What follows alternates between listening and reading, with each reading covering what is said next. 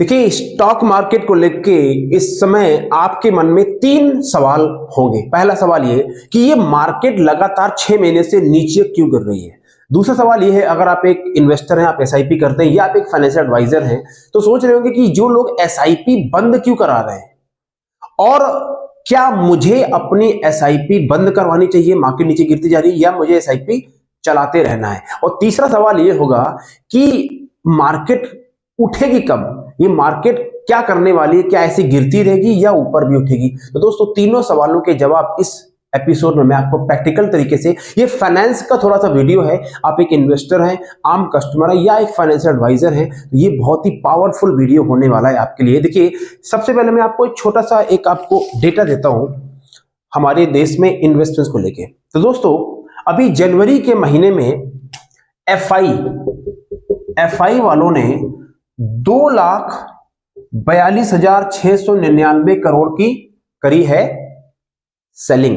मतलब इन्होंने ये किया है बाय, इतना बाय किया है, और 3,30,074 करोड़ की करी है सेलिंग। मतलब समझिए, मतलब एफआई ने 87,374 करोड़ रुपए हमारे देश से निकाले हैं। मतलब 3,30,000 बेचा है, 2,42 खरीदा है। अब ये एफआई क्या होते हैं? एफआई मतलब फॉरेन इंस्टीट्यूशनल इन्वेस्टर, जिससे जेपी मॉर्गन, जो विदेशी कंपनियां होती हैं जो पैसा इन्वेस्ट करती हैं। ठीक है, दूसरा डेटा मैं बताता हूं आपको कि जनवरी के महीने में करीबन 61 लाख कस्टमर ने अपनी एसआईपी बंद करवाई है, जो कि बहुत बड़ा फिगर होता है। ठीक है, और तीसरी खबर, एफआई के अलावा एक होता है डीआई। डीआई का होता है, इसको बोलते हैं डोमेस्टिक इंस्टीट्यूशनल इन्वेस्टर। मतलब क्या है? एफआई मतलब विदेशी, डीआई मतलब डोमेस्टिक यानी घर के। हिंदुस्तानियों ने अभी भी इस देश में मार्केट में अपना पूरा कॉन्फिडेंस के साथ डटे हुए हैं। दोस्तों, 3,39,689 करोड़ की बाइंग हुई है और 2,53,097 रुपए करोड़ की सेलिंग हुई है। मतलब अभी भी 86,000 करोड़ का डीआई ने ओवरफ्लो मार्केट में पैसा लगाया है। तो दोस्तों, ये डेटा बताता है कि अभी भी भारत का जो इन्वेस्टर है, जो आम भारतीय है, उसको पूरा भरोसा है कि भारत की जो अर्थव्यवस्था वो स्ट्रांग है और कोई मार्केट में पैनिक वाली सिचुएशन नहीं है। मैं भी आपको डेटा फिगर बताने वाला हूं। लोग गाड़ियां खरीद रहे हैं, घर खरीदने, सब कुछ ठीक चल रहा है। तो ये जो फिगर है, ये प्रूफ है कि भारत की जो इकोनॉमी है वो अभी स्ट्रांग है। तो दोस्तों, अब आपके मन में सवाल ये जो होगा कि वो सब तो ठीक है रवि जी, आप जो कह रहे हो, लेकिन मार्केट देखा जाए तो लगातार 6 महीने से डाउन जा रही है। उसके कुछ कारण बताइए, क्या रीजन है, क्या फैक्टर्स हैं। मैं दोस्तों आपको प्रैक्टिकल तरीके से इस वीडियो में बात करने वाला हूं, डेटा के साथ में, स्ट्रांग पॉइंट के साथ में। तो सबसे पहले समझिए मार्केट क्यों गिर रही है। उसका पहला कारण है, number 1, FI, foreign institutional investor, ये लोग बेच रहे हैं अपनी होल्डिंग जो है, जो उन्होंने लगाया था उसको बेच रहे हैं। अब मैंने बताया एफआई क्या होता है। एफआई वो कंपनी, जो विदेशी कंपनी होती है, यहाँ पे आके मौका देखती हैं और पैसा इन्वेस्ट करती है। तो देखो, ये जो एफआई वाले होते हैं ना, इनका बिजनेस करने का उसूल क्या है?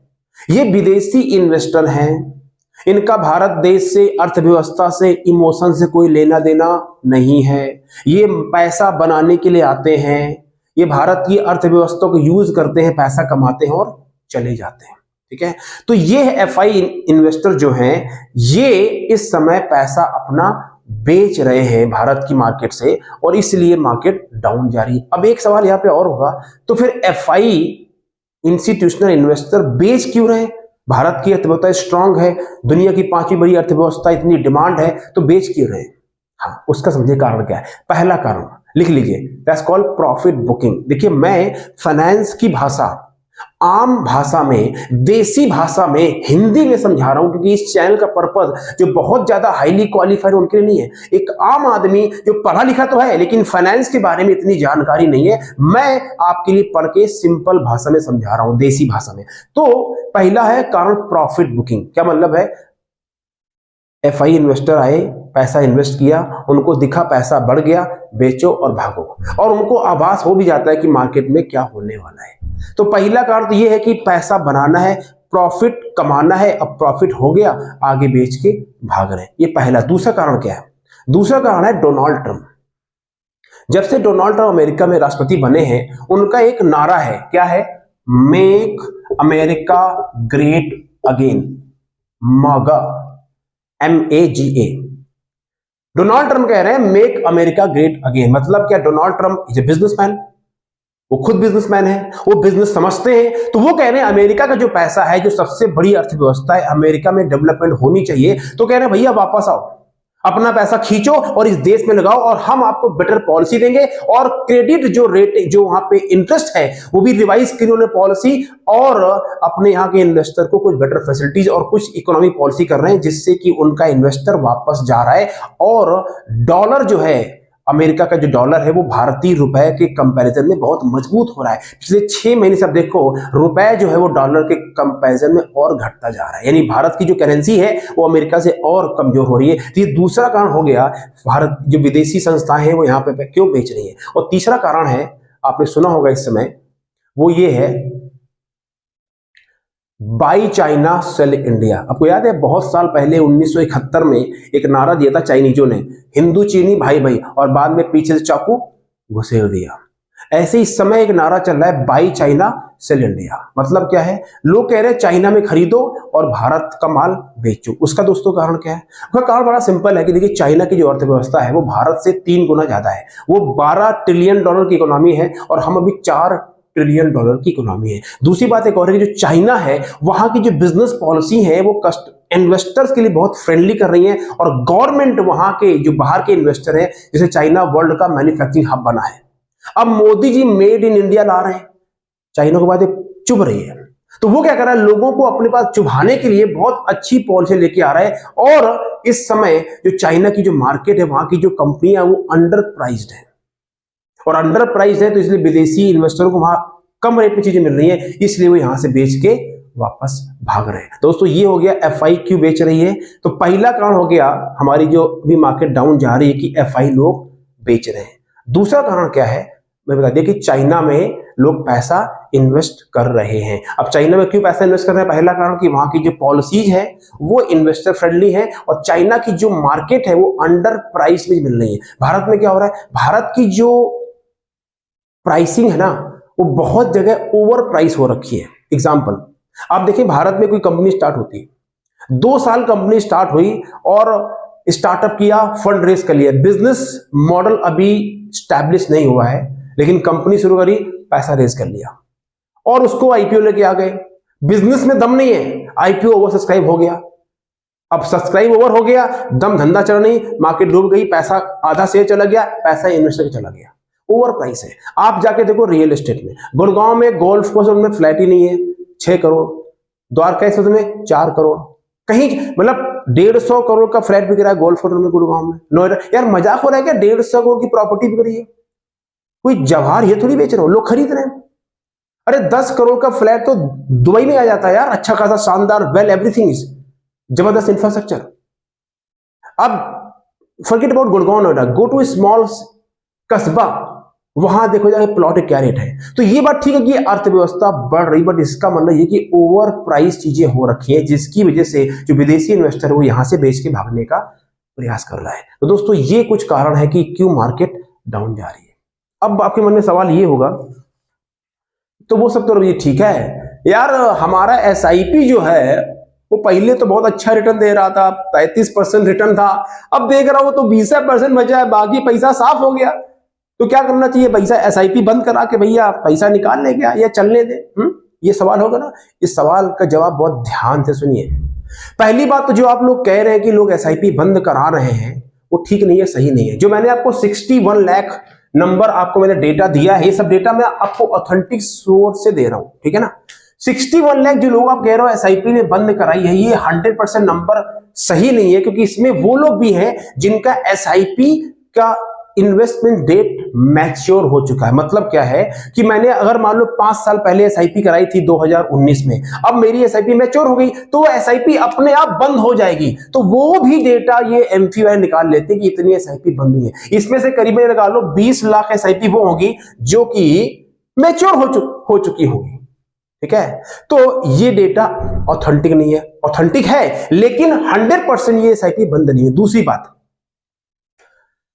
26,400 करोड़ 26,400 करोड़ का मंथली एसआईपी इन्वेस्टमेंट्स है हर महीने जो जाता है। ये जनवरी का फिगर है। इसके पहले जो था वो भी इसके आसपास था। और आप पिछले 8 महीने से डेटा उठा के देखेंगे जाके तो आपको पता लगेगा कि ये पहले 18,000 फिर 20,000, नहीं हर महीने एसआईपी इन्वेस्टमेंट जो एसआईपी बुक है वो बढ़ रहा है। यानी जब मार्केट बढ़ी हुई थी तब ये एसआईपी कम था, अब 26,000 करोड़ है। इसका मतलब क्या है? मतलब ये लोग पैसा इन्वेस्ट कर रहे हैं, एसआईपी चल रही है। अगर एसआईपी बंद होती तो ये 26,400 करोड़ हर महीने पैसा कहां से आता? आप जैसे इन्वेस्टरों का है, ठीक है ना। तो एसआईपी बुक बढ़ रही है, मतलब लोग इन्वेस्टमेंट कर रहे हैं। और ये जो खबर आ रही है कि भैया एसआईपी बंद हो रही है, मार्केट क्रैश हो रहा है, मार्केट गिर रहा है, पर सब कुछ खत्म होने वाला, ऐसा बिल्कुल नहीं है। तो इससे दो बातें निकल के आती हैं, एसआईपी बढ़ रही है, लोग इन्वेस्टमेंट कर रहे हैं और लोग स्टे इन्वेस्टर हैं। अब आपका जो सवाल ये है, तो रवि जी मुझे क्या करना चाहिए? मेरी एसआईपी तो यार पहले रिटर्न था, अब कम हो गया। तो आपसे मेरा सवाल है एसआईपी बंद कराने को लेके। पहला सवाल कि आप घर में खाने के लिए रोटी कपड़ा मकान है, कपड़ा है सर तन पे और मकान है, क्या आप अपनी ईएमआई दे पा रहे हैं? आपका जीवन ठीक ठाक चल रहा है, सब कुछ ठीक है ना? तो काहे पंगे लेना भैया? एसआईपी बंद करा के आप कौन सा तीर मार लोगे और क्या कर लोगे? आप कहां पैसा लगा लोगे बताओ? और मान लो अगर आपका प्रॉफिट पड़ा भी है एसआईपी 5 लाख का, उस पैसे को निकाल के आप क्या करोगे? आईफोन ले आओगे, कहीं घूमने चले जाओगे, यही तो करोगे। अल्टीमेटली आपको यह समझना पड़ेगा कि एसआईपी एक जरिया है अपने फाइनेंशियल गोल को पूरा करने के लिए। एसआईपी एक माध्यम है। एसआईपी आज बंद करा के अगर आपको लगता है आपका वो गोल पूरा हो गया जिसके लिए आपने एसआईपी स्टार्ट करी थी, तो बंद करा दो। लेकिन अगर वो गोल पूरा नहीं हुआ है तो आपको एसआईपी बंद नहीं करवानी चाहिए। और आपको ये पता होगा कि यही एसआईपी है जिसने आपको 30-30, 40-40, 50-50% रिटर्न दिया है। तब तो बड़ा मजा आ रहा था। अब जब दूसरा फेज थोड़ा सा चल रहा है तो बर्दाश्त करो ना उसको। तो अगर आपकी जरूरतें पूरी हो रही हैं उस पैसे को स्टे इन्वेस्टेड। तो मैं आपको ये कहना चाहता हूं दोस्तों कट शॉर्ट में कि जो मार्केट की न्यूज है, हवाबाजी है, सब खत्म हो रहा है, एसआईपी बंद हो रही है, ये सब हो रहा है, लुट रहा है सब कुछ, वो सब सोशल बाजी है, सोशल मीडिया है। बहुत सारे हमारे देश के यूट्यूबर है, उनको फियर बेचना होता है ताकि लोग फियर में, घबराहट में देखेंगे और धंधा चलेगा। ऐसा उद्देश्य नहीं है। आप क्या करना चाहिए? Stay invested, stay alert and stay focus. और बहुत ज्यादा अफवाहों से मत जाओ। आपको पता है मैं 10 साल के इन्वेस्ट कर रहा हूं, 15 साल के इन्वेस्ट कर रहा हूं, मेरा खर्चा चल रहा है, मेरे पैसे हैं और एसआईपी में इन्वेस्ट हो रहा है, तो वो आप सेफ है, कोई डरने की बात नहीं है। अब आपकी जो लास्ट सवाल है उसका जवाब देता हूं कि भैया ये बताओ तो फिर अब ये मार्केट कब ऊपर उठेगी?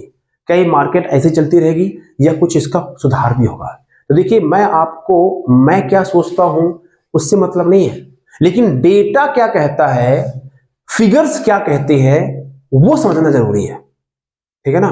तो मैं आपको 3 फैक्टर बात करूंगा। पहली फैक्टर बात करूंगा इकोनॉमी की भाषा में, दूसरी बात करूंगा ट्रेंड की भाषा में कि ट्रेंड क्या रहा है, और तीसरी बात करूंगा डेमोग्राफी की भाषा में। इन तीनों भाषाओं में बात करूंगा, आप एब्सोल्युटली समझ जाएंगे कि मैं क्या करना। पहली बात करते हैं इकोनॉमी को लेकर। देखिए हमारे देश का जो इकोनॉमी है वो स्ट्रांग क्यों माना जाता है, पहले समझिए।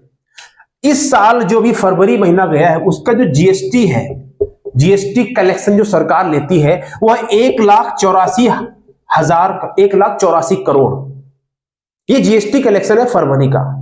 मतलब समझो, और ये जीएसटी कलेक्शन जो पिछले साल 2024 में जीएसटी हुआ था उससे 9.1%, यानी करीबन 9% जीएसटी ज्यादा इस साल आया है पिछले साल के मुकाबले। क्या मतलब है? पिछले साल तो मार्केट बहुत बढ़िया चल रही थी, उससे ज्यादा जीएसटी इस साल आया है, 10% जीएसटी ज्यादा इकट्ठा हुआ। अब जीएसटी ज्यादा कब आता है? Goods and service tax. मतलब क्या है? जब गुड्स एंड सर्विस का आदान प्रदान होता है, लोग खरीदते हैं और बेचते हैं, तो मतलब क्या है? लोग गाड़ी खरीद रहे हैं, लोग घर खरीद रहे हैं, लोग फोन खरीद रहे हैं, लोग कपड़ा खरीद रहे हैं, लोग घूमने जाए। आप शिमला जाओ होटल सारे बुक हैं, ऊटी जाओ होटल सारे बुक हैं, मालदीव, दुनिया सब फ्लाइटें बुक, पैक, एकदम सब जाम, होटल में कहीं जगह नहीं है, शादियां हो रही हैं। बताओ बंद क्या हुआ? बंद क्या हुआ? इसका मतलब जीएसटी इकट्ठा हो रहा है, मतलब देश की अर्थव्यवस्था, ये देसी भाषा समझ लीजिए, जीएसटी बढ़ रहा है, देश में इकोनॉमी का चक्कर चल रहा है। ये है इकोनॉमी की भाषा, मतलब सब कुछ ठीक है, जीएसटी बढ़ रहा है। ठीक है। तो अर्थव्यवस्था देखा जाए तो ठीक रास्ते पे है, मार्केट उठेगी ही उठेगी क्योंकि स्टेबिलिटी है ना यार। दूसरी भाषा ट्रेंड की बात करते हैं, इतिहास में चलते हैं। जब मुंबई के अंदर बम ब्लास्ट हुआ था कि 1993 में, तब मार्केट घुस गई थी। फिर एक हर्षद मेहता केतन तक कांड हुआ था, मार्केट घुस गई थी। फिर 2000 में, फिर 2009 तक जब आया था अमेरिका में, जब रिसेशन आया था, और फिर कोविड में, ठीक है ना, घुसी थी मार्केट। अभी क्या हुआ आप बताइए? इतने सारे डेंट लगने के बाद में मार्केट ऊपर उठी कि नहीं? मार्केट चलती ही ऐसे ऐसे ऐसे है। अगर स्टेब्लिश चलेगी तो लाइफ खत्म और मार्केट खत्म। तो मार्केट ऐसे ऐसे लहरा लहरा के चलती है, लहरा के बल खा के, और आपको पैसे कमा के दे जाती। मतलब क्या है कि मार्केट अगर डाउन गई है तो ऊपर आएगी, नीचे गई ऊपर कभी आएगी जब भारत की अर्थव्यवस्था के साइंस के स्ट्रॉन्ग फंडामेंटल्स हैं। ठीक है, तो ये हो गई ट्रेंड की बात। अब तीसरी बात कर लेते हैं, डेमोग्राफी की बात कर लेते हैं। भारत में 140 करोड़ जनता रहती है, जिसमें 70% जवान यंग लोग हैं, 25 साल से लेकर 40 साल की एज के लोग हैं। मतलब क्या है? Work power. ये सब लोगों की शादियां होगी, बच्चे होंगे, ये पैसा कमाएंगे। मिडिल क्लास लोग ज्यादा हैं। जब यंग लोग होंगे, वो काम करेंगे, पैसा कमाएंगे, तो आप बताइए डिमांड एंड सप्लाई बढ़ेगी? Yes no? देश की सबसे बेसिक जो बात है अर्थव्यवस्था की, चलती डिमांड एंड सप्लाई पे। भारत बनाता भी है और सप्लाई भी करता है। तो जब ये लोग काम करेंगे, नौकरी करेंगे, इनको घर चाहिए, इनको दुकान चाहिए, इनको मकान चाहिए, इनको गाड़ी चाहिए, ये घूमने जाएंगे, फैमिली में बहुत कुछ होगा। तो क्या होगा जब ये डिमांड एंड सप्लाई बढ़ेगी, जब ये लोग काम करेंगे, तो आप बताइए इकोनॉमी स्टैब्लिश रहेगी या नहीं रहेगी? Think about it. तो ये सारे जो फैक्टर्स हैं दोस्तों, मैंने आपको डेटा से लेके पूरे फैक्टर्स आपको बता दिए। तो अल्टीमेटली क्रक्स इस वीडियो का यही है कि आपको पैनिक नहीं होना है। बहुत ज्यादा सोशल मीडिया में जाकर टाइम वेस्ट मत करो, पढ़ते रहो, जागरूक रहो, एज ए इन्वेस्टर जागरूक रहो, देखते रहो मार्केट में क्या चल रहा है, रीड करो, लेकिन किसी के बहकावे में मत आओ। ठीक है। और अगर एक फाइनेंशियल एडवाइजर हैं आप, अगर म्यूचुअल फंड एडवाइजर हैं, लाइफ इंश्योरेंस एडवाइजर हैं, तो आपकी जिम्मेदारी है कि आप कस्टमर को जागरूक करें, उसको डराए नहीं। तो मेरी आपसे सलाह है, एक कस्टमर है, स्टे इन्वेस्टेड, अपने एडवाइजर से पूछिए क्या चल रहा है, क्या नहीं चल रहा, और स्टे फोकस। और इस चैनल पे जो आपको जानकारी मिलेगी ऑथेंटिक मिलेगी, सब्सक्राइब कर लीजिए। हम फाइनेंस की बात करेंगे, रियल एस्टेट की बात करेंगे, इन्वेस्टर्स की बात करेंगे, ट्रेनिंग की बात करेंगे, वो सब आपके लिए बात करेंगे। Thank you very much. Subscribe कर लीजिए। और अगर आप चाहते हैं, हमारी टीम से जुड़ना चाहते हैं, सीखना चाहते हैं कैसे काम कर सकते हैं, तो अगर आप बनना चाहते हैं सक्सेसफुल फाइनेंशियल एडवाइजर, तो क्लिक कीजिए नीचे लिंक में, और become financial doctor will tell you कि how you can become that. Will see you in the next video. Take care, God bless.